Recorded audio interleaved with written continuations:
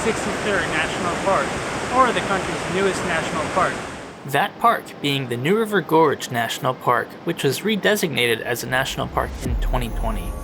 Located in southwestern West Virginia, this park showcases and preserves the unique lifestyle and relationship people here continue to have with the New River and its surrounding natural areas. We're going to explore how the New River is the central thread that ties people, history, nature, and life itself together.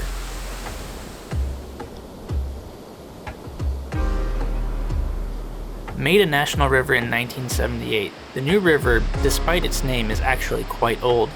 Geologists believe it may be the second oldest river in the world after the Nile River in Africa. Originating in North Carolina, it flows north through much of central Appalachia, through Virginia, West Virginia, where it eventually meets the Kanawha River. Here in West Virginia, the park's forest consists of 41 different forest community types, and serves as a biodiverse hotspot for plants and wildlife, while also functioning as one of the world's largest carbon sinks in North America.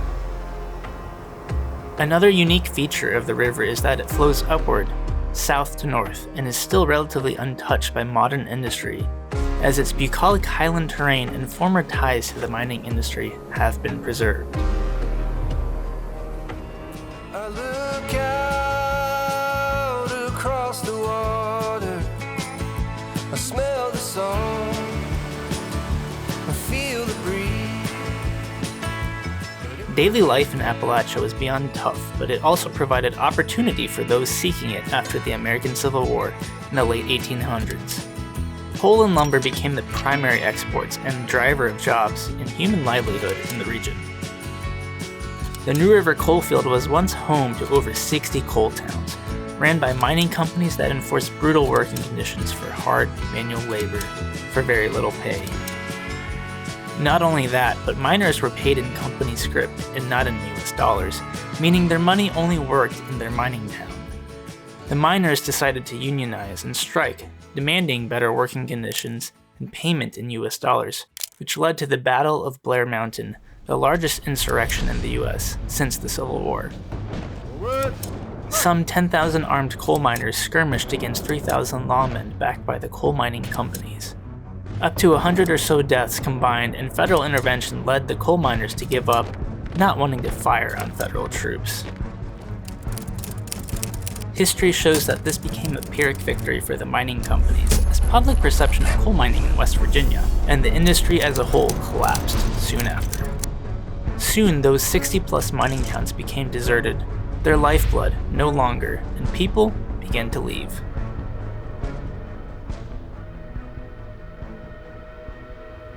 One of these mining towns is centrally located in the national park. It's called Thurmond, and as of the 2021 census, its population is 3. A classic coal boomtown in the 1900s, Thurmond had the largest revenue on the C&O Railway, and at its peak serviced 75,000 visitors a year. With the mining industry in West Virginia shuttering and the invention of the diesel locomotive, trains had less reason to stop in Thurmond, as there was less coal to export out, and Thurmond was not equipped to service the diesel locomotives, as it was set up for steam. Thurmond, like most US boomtowns, essentially fell off the map after a decade or so of trying and not succeeding. Today, it remains untouched by modern development, as you can walk around town as it was in the early 1900s. Once the heart of the New River Gorge, its soul still remains, with stories waiting to be found and passed on. In 1995, the Thurmond Train Depot was restored as a visitor center by the National Park Service, and the abandoned homes and buildings began to be preserved as well.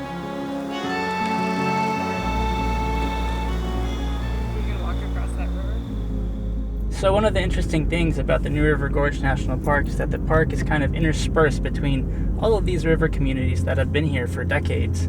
And so you're literally just driving around on these small country roads, driving by people's houses and where they live, and it's kind of interesting to see the history and just the way of life it is today. Small towns such as Hinton or Fayetteville are examples of communities shaped by their proximity to the New River. Life on the New River throughout the years gradually became easier as technology advanced, but steep challenges remain. The region was and is always subject to massive floods which would destroy and sweep away development. Steep and rocky terrain can make traversing from one side of the gorge to the other difficult and time-consuming on small, narrow, mountainous roads. Fayette Station Road used to be the only road to access the other side in the heart of the New River, a time-consuming process. This 100-year-old road was used by the C&O Railway to move coal and other materials out of the gorge.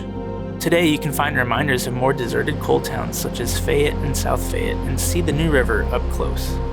You might also see some spectacular views of the New River Gorge Bridge. A crowning achievement for humankind in engineering, the bridge was completed in 1977. At 877 feet tall and over 3,000 feet in length, it is the second largest single-span steel arch bridge in the Western Hemisphere.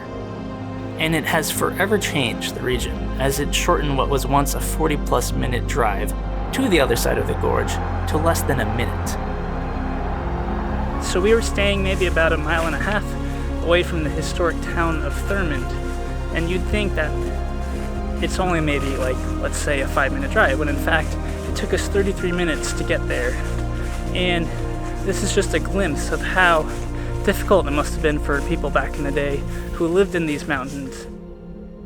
Today, the New River Gorge is an area with historic roots, abundant in wild landscapes for the outdoor adventurer, and a main export of tourism. The New River was redesignated as a national park from a national river in 2020 and is home to some of the country's best whitewater rafting, climbing, and all-around outdoor friendliness. This area is truly an interesting one to explore for both its cultural and natural history, and I find it fascinating to see where they both continue to intersect. They say that where there is water, there is life, and the New River is not only the thread that ties everything and everyone together, but the creative force, the driver of change in Appalachia. And it continues to transform the land every day as the river flows north under the waning sun.